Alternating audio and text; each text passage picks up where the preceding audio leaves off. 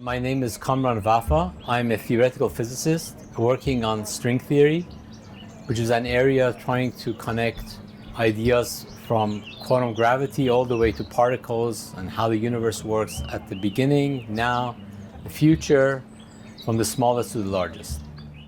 Why do you think ideas are still important today? In every area, there are details and there are big pictures. And the people who shape up shape up any given field are the ones who contribute to the big ideas. The big ideas are not necessarily technical, but they give you a mission for that field. And so those ideas are typically not something very difficult to appreciate by bigger communities. So these big pictures or big ideas are something that can be shared from outside the community as well. I feel many ideas in string theory, which are deep, are precisely of that type that can, and in my opinion, should be shared with the public, a broader public. String theory is trying to explain what we are made of, how the universe works at the most fundamental level. What are the basic ingredients? What are the forces between particles? How did the universe come to be? How does a black hole work? What does the future of the universe hold for us? All the deep questions that everybody wants to know. It's kind of like, yeah, of course, I want to know that. Does this field have anything to say about that? And indeed, string theory has begun to offer us some context in terms of which we can begin to answer these deep questions. For example, we have learned that the matter in the universe is all unified into one. That unity is quite amazing, and that's what's one of the elegant things, which at once sounds philosophical, at the same time is a unifying principle of explaining all of physics. So while one might think that, oh, this sounds like very just wishful thinking about aesthetic, this has come out to be real in the context of string theory and be realized. So we are fortunate to be having such a structure where it potentially explains everything around us in terms of this unifying picture, in terms of how the matter all comes together, how the forces get unified, and how that comes to describe the geometry of space and time. How does Einstein's theory fit with quantum mechanics? How do the black holes come to the picture? How did the Big Bang work? What's going to happen in the future? All of them together, from the smallest to the biggest, from how forces work to how everything macroscopically behaves. Mm-hmm. So that sounds like it's a big theory then. Yes. Where has your work taken you within that? So my work actually has been related to different aspects of this field. I have been interested in mathematical and geometrical underpinnings of this subject. How does string theory work? We have learned that in the context of string theory, the dimension of the space-time is not just 3 spatial and 1 temporal direction, but also it has extra dimensions. The extra dimensions are new in physics, and what do they have to offer? Why don't we see these extra dimensions around us? Well, because they are tiny, and if they are tiny, it's hard to see them in the experiments. But even though they are tiny, it turns out what shape they have and how many holes they have, or exactly those details, turn out to impact the things we see around us, like how many particles we have, what are the forces, what are the masses of particles, and all these get related to these tiny geometries that we don't see. So translating geometry to observable things around us, the forces, the particles, is what is one of the areas I have been most interested in this subject. And so does this apply specifically to this universe, or does it have ramifications for other possible universes? So the string theory is an all-encompassing theory, which in principle does not limit us to the observed universe. It basically studies all possible consistent would-be universes. Ours, of course, being one of them. But it's not limited to that one. So yes, indeed, we envision that string theory is a theory of all possible universes, what we call the string theory landscape. The landscape of all possible universes is what we aim to understand. What are the ingredients in all these universes? What is universal among them? All these different universes, what features do they have in common? What is different between them? What picks out what we are in? Is it something special about our universe, or is it just one of the random ones?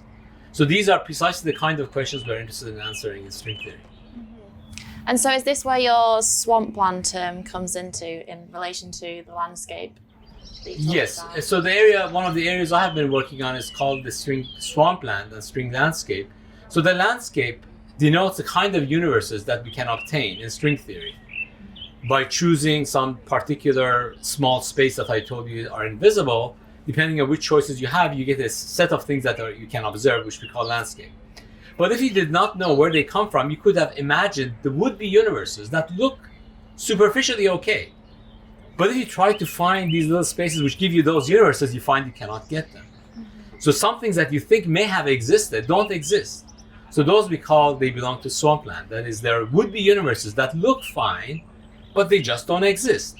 For example, gravitational force is among all the forces that we know of. We know 4 forces. Gravity turns out to be the weakest of all. You could have contemplated universes in which gravity is not the weakest force. But our universe is not like that. It turns out no universe you can obtain with gravity not being the weakest force. So the gravity being the weakest force is true for all the would-be universes, it turns out. And all the other ones for which the gravity is not the weakest force belong to the Swampland, we say. So you could have imagined such a universe, it just cannot be consistent.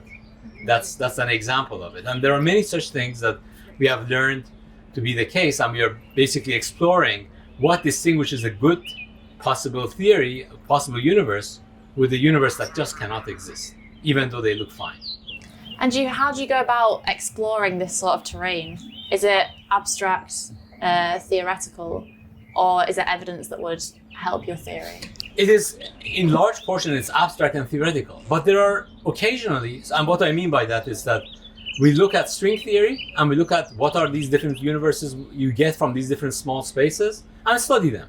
And we try to change them and see what kind of patterns we see. So that's abstract and theoretical. On the other hand, the consequences are concrete and in our universe. For example, we say gravity is the weakest force. Well, we can see if it's true in our universe, and it is. So indeed, the features that we say are universal better apply to our universe, otherwise we are missing the boat. It better be that our universe is one of the good landscapes. It cannot be that our universe is a swampland. So that's a test. So therefore, any criteria we come up with better be that our universe is not violating that condition, to be in the landscape rather than being in the swampland. So what kind of significance or consequences does string theory lead? Why should we care about string theory today? Well, it is the reason we care about string theory is that we believe Einstein had the correct description of gravity, which is a geometric picture of how gravity works by the curvature of space and time. On the other hand, we also know at the microscopic level, the tiniest level, quantum mechanics is important, how the atoms work. Since we know quantum mechanics is a fact of life in the real world, in the microscopic regime, and Einstein's theory seems to be correct in a macroscopic description of gravitational forces, well, if you take Einstein's theory and take it to the extreme of smaller and smaller, shorter and shorter microscopic descriptions of it, you better have a consistent theory with quantum mechanics. And there is no other framework today which is consistent with Einstein's theory and quantum mechanics at the same time. String theory is the only candidate we have which combines Einstein's theory with quantum mechanics in a consistent framework. And how is it that it brings about that gap between Einstein's theory and quantum? It is actually one of the miracles. We don't understand how it does it. What we found is that if you study these vibrating strings, which are these excitations that we have, one of the little modes that these strings have, which is very tiny strings, turns out to have exactly the same properties as mediating gravitational force. That is, that exchange of this little thing between other particles mediates gravitational force between them. Why it had to have this property is not clear, but it turned out that this theory just does it. And so many things in string theory we don't understand why it works, and it's really magical. And part of the reason we believe in it is that nobody put it in by hand. It's not like if somebody says, you know what, I'm bored, I want to put this thing in, so let me just change my theory so it has gravity in it. No. People started studying string theory and then say, oh, there's gravity in this, I didn't put it in it. Where did that come from? So it gives more credibility to the theory. It's kind of brings out things we want to have without actually putting it in. So we believe that's one of the beautiful aspects of string theory, this magical property, that things that you get out of it are more than what you put in. And what would opponents to string theory, what are their biggest problems with the theory? So the opponents would rightly point out that there has been zero experimental verification of string theory. String theory is a part of science, and all science should be vetted by experiment, no doubt. So why haven't we had experimental verification of string theory? Well, part of the issue is the size of the strings by theory is 10 to the minus 30 centimeters or smaller. And just to give you a scale, that's 10 to the 22 orders of magnitude smaller than the size of the atom. So you put 10 to the 22 strings next to each other, 10 to the 22, that's billions of billions of billions next to each other, roughly, something of that order. Is a huge number just to get one atom out of it. So it's very difficult to zoom in to that smaller space to see that string. So therefore, naturally, you're going to have difficulty measuring experimentally verifiable aspects of it.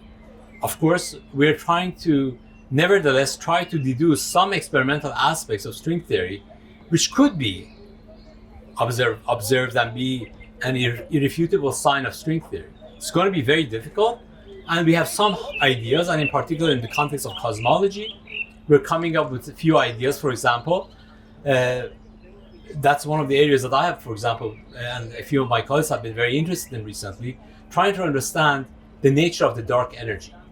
What is the dark energy made of? We also have dark matter. So most of the universe, in terms of energy, 95% of it is the form of dark energy and dark matter combined. And our visible universe, our matter, is just 5% of the whole of the universe energy. So what is this 95% made of? Well, string theory seems to offers new ideas about what this is and how they interact. What is the relation between dark energy and dark matter? So one of the prevailing views up to now has been that the dark energy, the energy that permeates all the universe, is constant and doesn't change with time. Recent ideas that I have worked on with my colleagues as of a year ago suggest that the energy of the universe may actually be changing over time. And if the energy of the universe is going down, for example, you see that the acceleration of the universe will change. And the idea is that the acceleration of the universe in the recent past has been changing, and therefore by detecting how the light you get from supernova and other astrophysical objects, you can detect the rate of expansion and whether it's slowing down or not. And based on that, you can find whether dark energy is depleting or not. So those would be new signs of connecting string theory to observed universes. So there could be different ways we could potentially be successful in getting experimental consequences out of string theory. And so what new explanations do you have for what dark energy and dark matter is and the relationship between them? So what we are finding is that the dark energy is if you think about the energy, usually when we find a constant energy, we're at the minimum of some energy configuration. Like if you have a bowl, if you're at the bottom of the bowl, if you put a pebble at the bottom of the bowl or something doesn't roll, it just stays there. That's the minimum of that energy. So just take that analogy of the bowl. So what we have learned is that our universe may not be like a bowl, it might be like a slope. And you put a pebble, it starts rolling. So that's the picture, and the energy is just basically the height of that pebble above the table. So as the pebble begins to roll down, the energy is decreasing. So that model about how our energy is decreasing with this simple model of this rolling. And what is the relation between the slope of this slope? How much is it tilted compared to its height? These ideas are coming from string theory to trying to give you a picture of how fast it's depleting. And so we are pursuing these ideas and trying to see whether we can connect it to the observations. And is the biggest drawback in your experiments just we don't have the technology to be able to observe these sort of things? This one we can. So in other words, most of what string theory does is going to be very difficult. If you want to observe a string itself, it's going to be very difficult because it's so small.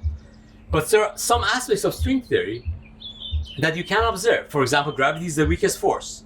That you can see without going to a microscopic description. If you put two electrons, their gravitational attraction is much smaller than their electric repulsion. At the same distance, it's just very weak gravity. So that's a universe that we live in, and that's something consequence of string theory, but that's not strong enough to say this proves string theory. You want to have more definitive predictions of string theory other than just this fact. So there are other things like dark energy depletion potentially that we can potentially observe in the next 5 years or so. These could be measured in principle. Trying to get to the core of string in terms of, can I see an actual string with its, that size object? Well, that's going to be many, many centuries in the future probably, because that requires a huge amount of energy. But, we might have gotten lucky because early universe, you had a huge amount of energy. That Big Bang had a big amount of energy, so you could have produced these huge, gigantic, energetic strings. And maybe, perchance, we can understand enough about string theory that the signature of this big imprint is somewhere in the sky now, magnified because the universe expanded and inflated so rapidly. perhaps we can see some signatures of these tiny strings in some form in the observed universe, and in particular in the background microwave radiation that astrophysicists have been detecting. So there is hope. There is hope. We're still not there, and the criticism of saying string theory has not yet connected with experiments is a valid criticism.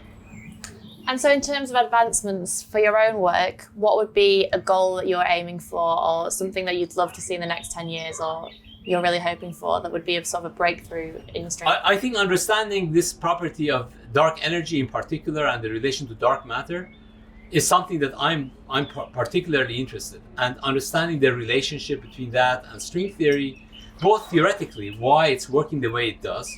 Can we deeply understand why it's interacting the way it does with string theory? Do we know enough about string theory to discuss it this way?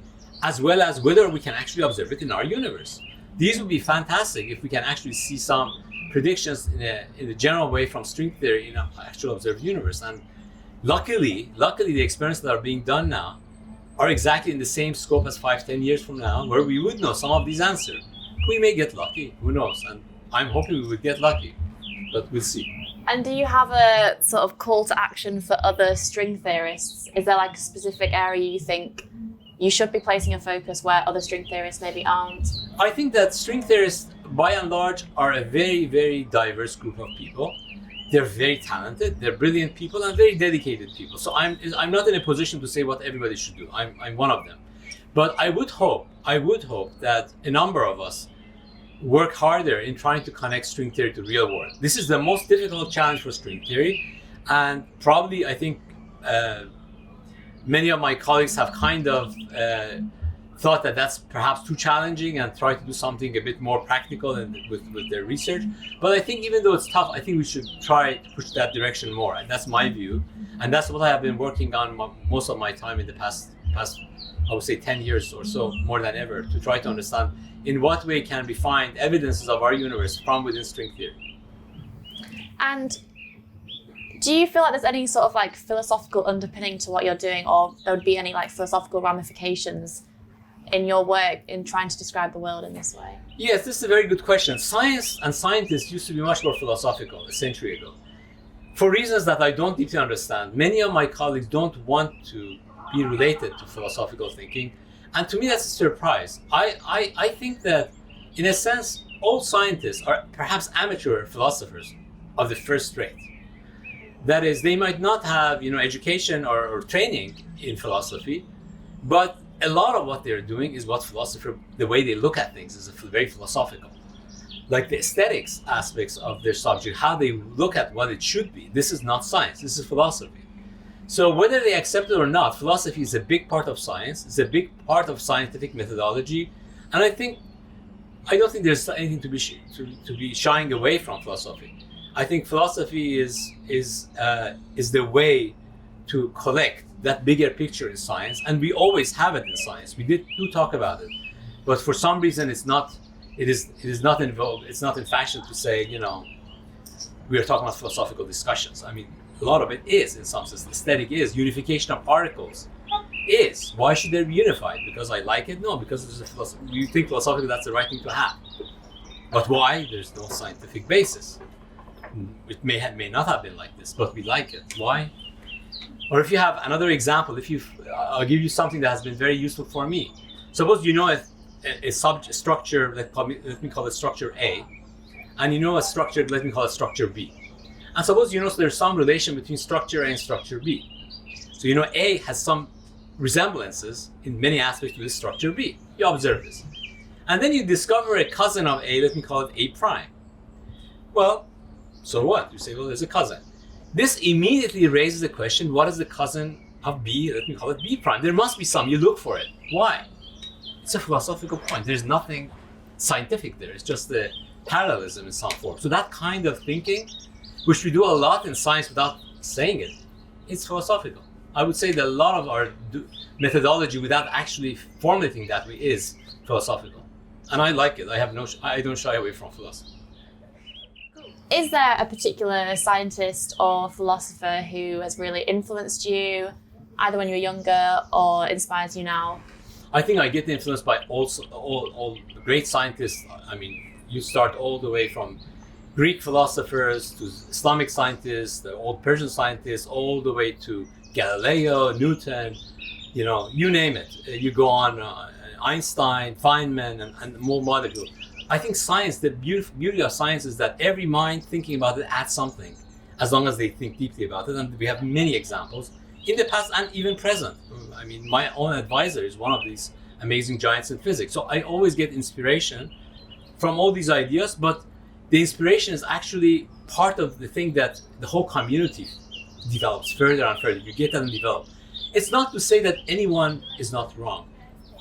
Brilliant minds. Einstein was wrong, Newton was wrong, Galileo was wrong. Everybody's wrong on some level. So we're not trying to eulogize. We're not trying to make a hero out of scientists. That's not my view. I think what I hope to learn from scientists is the scientific thinking and understanding what they added, how a new viewpoint came about. Not to say that this scientist for some reason is infallible or it's beyond everybody else. No, they're just like everybody else. Maybe they thought more deeply about something. Maybe they spent a lot more time. And yes, we are lucky to take their insights and develop it further. And in some sense, in my view, science is always work in progress. In my opinion, none of the things we know about science today are really absolutely correct. All of them are in some sense approximate. I don't believe any of the principles of physics are exactly right. Of course, they are more right than they were 100 years ago. So the things we know today, I trust much more than we did, let's say, 50 years ago or 100 years ago. But that's not to say, okay, we're done. We understood it, finished, let's move on. No. Science is always a work in progress. So that's super interesting. So do you think that we just move nearer to fact or truth, but we never sort of reach it? That's the way it has been so far, and I don't see it changing at least in the foreseeable future. And finally, would you be able to, say you were describing string theory to a child or someone really young, how would you describe it in its most simple form? Well, the description would be, what is everything made of? Are they made of like little particles or little spaghetti loops? If you're talking about a child, I would use a spaghetti analogy perhaps. What are the things made of, and how do they touch it? How do they interact? Like, how do you get these two spaghettis interacting? Like, for example, can you have two spaghettis coming and making a bigger spaghetti out of it? Well, maybe that's how the things join together and they split and causes force between them. Isn't that neat if you have some things which are vibrating and coming together and then splitting up causes a force between them? Say, well, that's the way we think it's happening in string theory. All the particles are just these vibrating little spaghetti loops of some kind, which are actually interacting and giving all possible forces around us. Isn't that neat? Hopefully that will have some influence on their interest. And the age-old question, have you been able to finally answer how long is a piece of string? How long is a piece of string? Yeah. So, as I said, we think it's going to be very tiny, like 10 to the minus 30 centimeters. So it's very tiny. So you have to put 10 to the 22 or 10 to the 20 of them or more to get just one atom. 10 to the 20 is 10 billion, 10 billion. So 10 billions of 10 billions is, of those makes one atom. And you know how small one atom is. So that's what we think is roughly the scale of string theory. But we don't have a proof because we haven't seen it. Cool. I hope you find it. Thank you. We hope to. Thank you very much. Thank you. For more debates, talks, and interviews, subscribe today to the Institute of Art and Ideas at IAI TV.